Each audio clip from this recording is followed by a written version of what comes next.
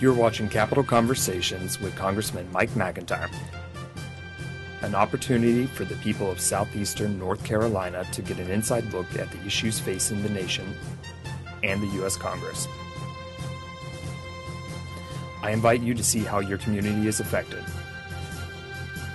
Now, from Washington, D.C., here's Congressman Mike McIntyre.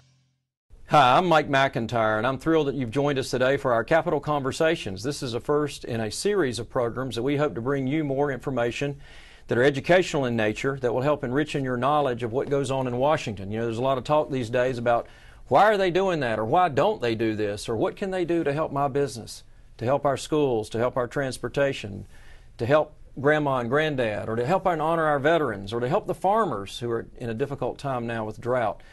So all these kinds of issues we want to talk about. We want to hear from you.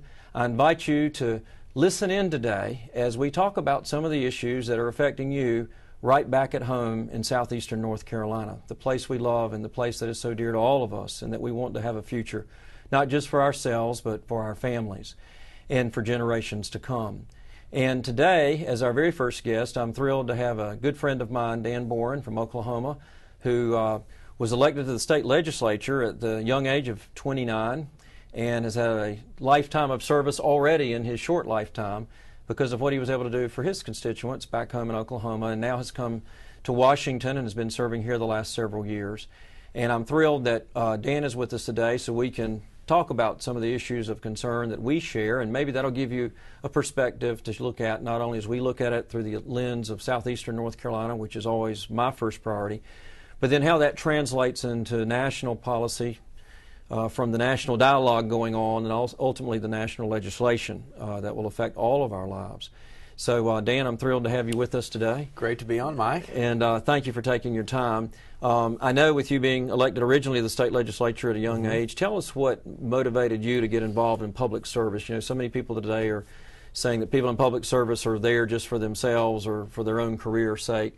But I know you were inspired at a young age to get involved, and I hope that'll be an inspiration. A lot of folks know back home I spend a lot of time with young people and in the schools. In fact, Sure. I was just with some young people today before I came to this interview. Great. But tell us what inspired you to be involved in public service. Well, it was kind of by happenstance in a way, and not in another way.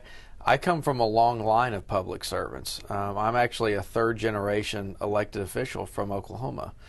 My grandfather served in the United States Congress from 1937 until 1947, and he was a school teacher and had a very successful career. And then my father served in the state legislature, served as our governor and United States Senator. And so when I was growing up, actually, the last thing that I thought I was ever going to do was to be involved in politics. I thought, well, maybe I'll start a business or maybe I'll do this or that. I thought, I just don't know if I'm going to do that.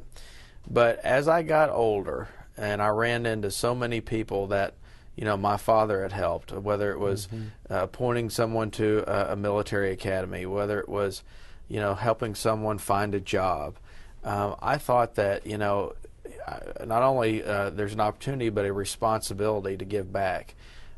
We have my state of Oklahoma, about 3.5 million people. My district is very rural, and I've always my goal and what I've tried to do in Congress has really been about creating jobs, economic development, and especially creating those opportunities in rural areas. Right. And so anyway, I ran against an incumbent for the state legislature when I first ran, and no one gave me that much of a chance, and I was able to win. And then in 2004 I was elected to Congress, and now this is my fourth term. Right. And so it's been a blessing and an honor to serve the people.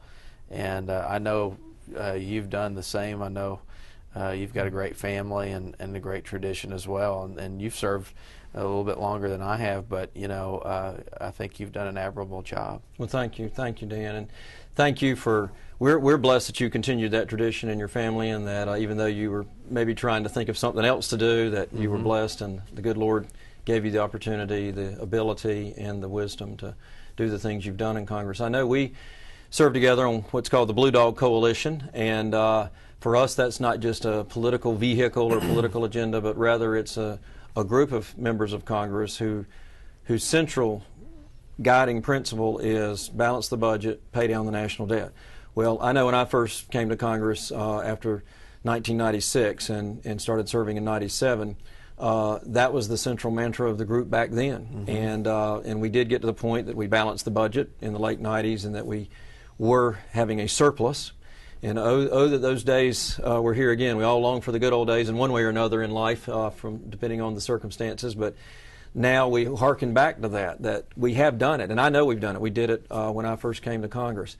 I've always supported a balanced budget amendment so that it's not a guessing game. Will Congress this year, by statute, pass or not pass a balanced budget? But rather, let's make sure Congress does if we had a balanced budget amendment to the Constitution. So I know that's something you and I have particularly shared. Tell us what, in your leadership position of the Blue Dog Coalition, what you see the Blue Dogs are doing, and in a broader sense, because I know we have viewers that this is not a political show for a certain agenda, but rather trying to do the agenda of the people. We have friends watching from all political backgrounds.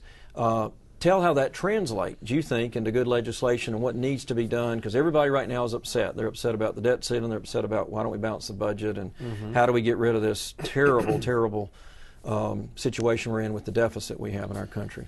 Well, you know, I served in the legislature, and Oklahoma has a balanced budget. By law, we had to balance our budget. When I came into office as a young legislator, we had a $700 million shortfall in Oklahoma. And we had to go in and cut some programs that were popular, but it was important that we not live outside our means. And if you look at other states right now, California and other places where they're facing some really big deficits, it's a real issue. And we've got to take that to Washington, D.C. We have right now at the federal level a $1.65 trillion deficit. Now that's every year, adding on to a $14 trillion debt. And by having a balanced budget amendment, and there's a lot of different versions, you know, of that balanced budget amendment. I think we've signed on to several together.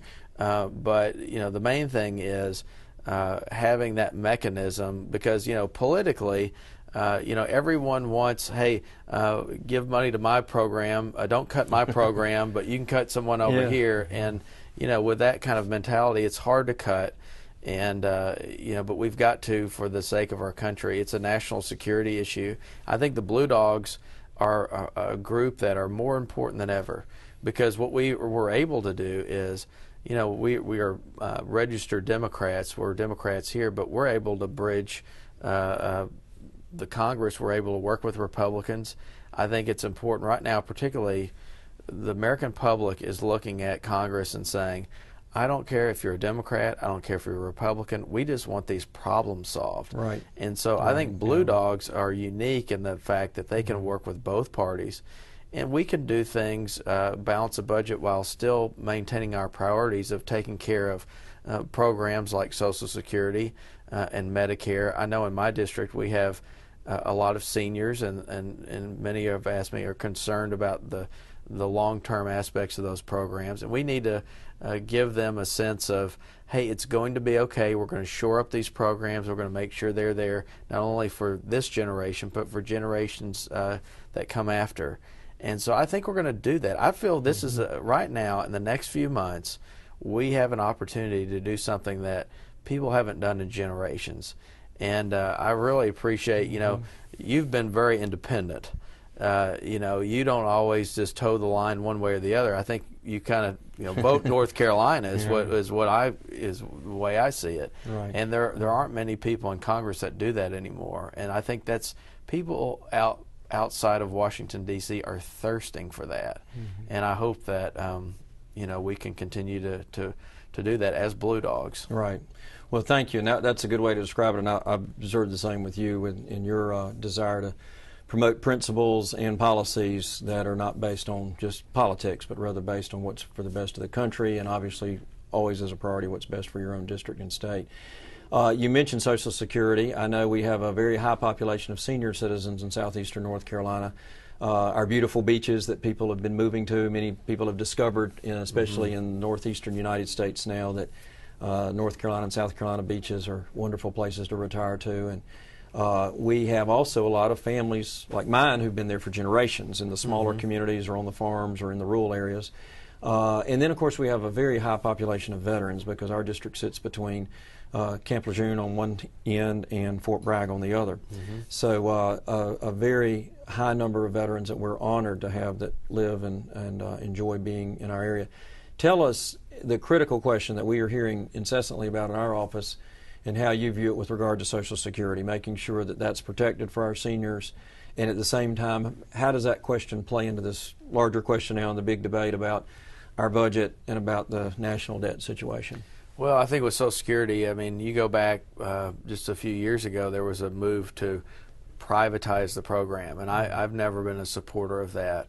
I think there are things that we can do in the very long term. I mean, that we can shore up this program. And the folks that are retiring now and the folks that are going to start to do that over the next 10 or 15 or 20 years, I don't think they should worry.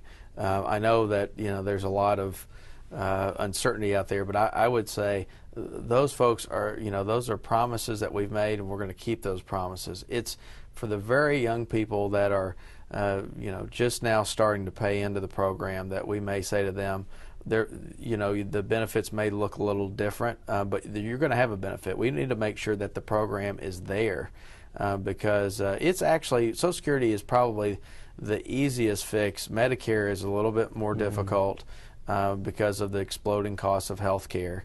But I think we can do it and do it without, just terrible pain if we do it now. If we wait 20 or 30 years from now, you're going to see some drastic things happen. And I think you and I don't want to do that. We want to make sure it's on a long-term stability, a glide path. And so anyway, I think that will happen. Now, you brought up defense. In our district, we have the McAllister Army Ammunition Depot, and I know we served on the Armed Services Committee together. And defense is an area that we need to make sure we continue to fund our military, but we've got to be smart about it. It's got to be efficient, and we can do that without jeopardizing national security. I've got a lot of veterans in my district, and I'm glad to see over the last 2 or 3 years we've upped the funding, had the highest level of funding in the VA budget in its history. Right. And so we're really taking care of our veterans. I know you've really worked on a lot of veterans issues, and are on that top level of the Armed Services Committee. So, but it's an issue. It's a big issue, and we're fighting a new war. We're fighting a different type of war. I also serve on the Intelligence Committee, and we've got this war without borders, the Al-Qaeda and all these other things, and how do we fund that? And that's all part of the discussion. Right. Well, that's true, and I'm glad you mentioned that about the veterans, because back home in North Carolina, and I hope our viewers that can will be with us, we're getting ready to open a veterans clinic in Brunswick County where we have a high number of senior citizens who've retired, many of whom are veterans. And there was a lot of folks who thought that would never happen. We had to deal with the Veterans Administration for years and finally got an undersecretary to physically come down a year ago, April, and made the announcement this April that we will have the outpatient clinic in Brunswick County. So we are excited about that opening on August the 8th. So we hope our viewers will join us for that special opening of the Brunswick Outpatient Veterans Clinic. And then also we're going to have a groundbreaking for a new super regional clinic that will serve a 6 to 7 county area in southeastern North Carolina in Wilmington. Coming up, we hope the groundbreaking will be by this fall, hopefully in September. There are some legal hurdles and contractual clauses that have to still be worked out. Always the legal paperwork has to be done, but it's still coming, and we're excited about that. And then on the other end of the district at Fort Bragg, of course, we continue to have improvements at the VA Medical Center there.